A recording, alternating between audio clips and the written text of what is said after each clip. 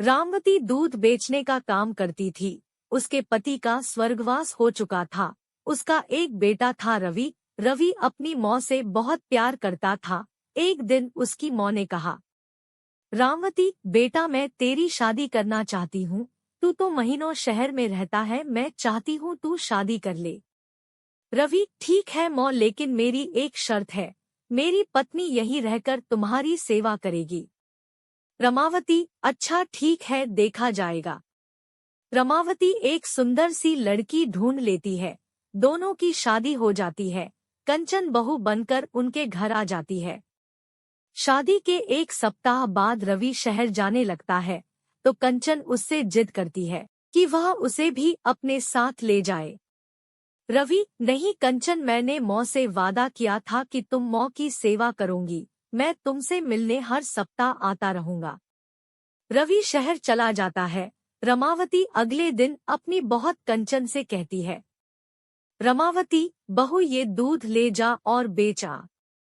कंचन, लेकिन माँ जी, मुझे तो दूध बेचने के बारे में कुछ भी नहीं पता है। रमावती उसे सब कुछ समझाकर दूध बेचने भेज देती है। गांव में कंचन आवाज लगाकर दूध बेच रही थी। दोपहर तक उसका केवल आधा ही दूध बिक पाता है।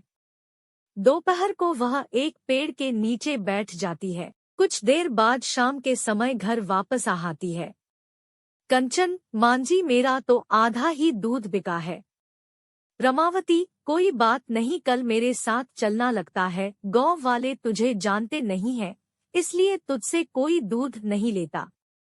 उस दिन से अगले 10 दिन तक हर दिन कंचन दूध लेकर जाती, लेकिन उसका दूध बिक नहीं पाता था। इससे दुखी होकर एक दिन उसने अपनी सास से कहा, कंचन, मांझी, आप दूध बेचने चली जाया करो, मैं घर का काम कर लिया करूंगी।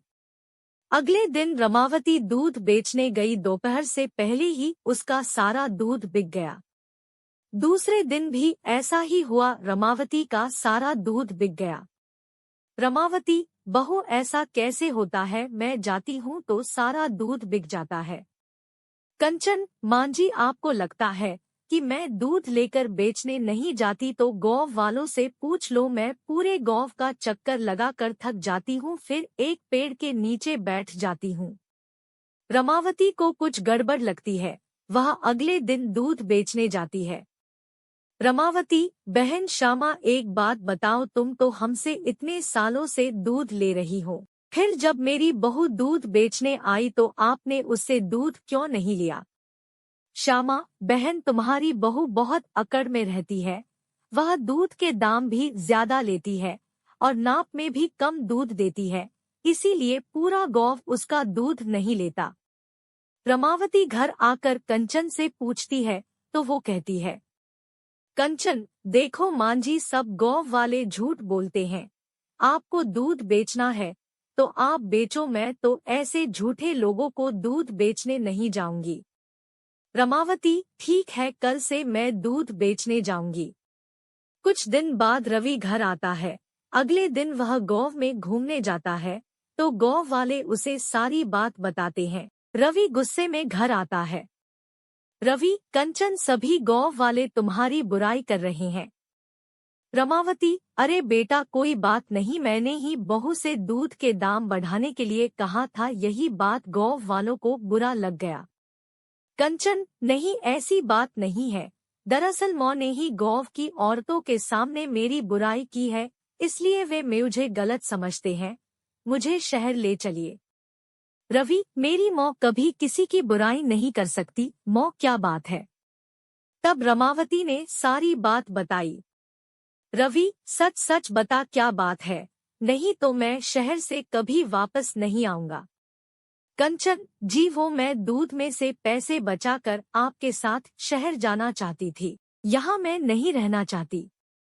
रमावती, बेटा, तू बहू को ले जा, नहीं तो यह फिर कुछ कर देगी। रवि, माँ, मैं आपको अकेला नहीं छोड़ सकता। मैं अब अपनी खेती संभालूंगा। मैं अब शहर नहीं जाऊंगा। कंचन दूध बेचेगी, मैं खेती करूंगा। आप अब बस आराम करो। कंचन, लेकिन गांव वाले मुझसे दूध नहीं लेंगे।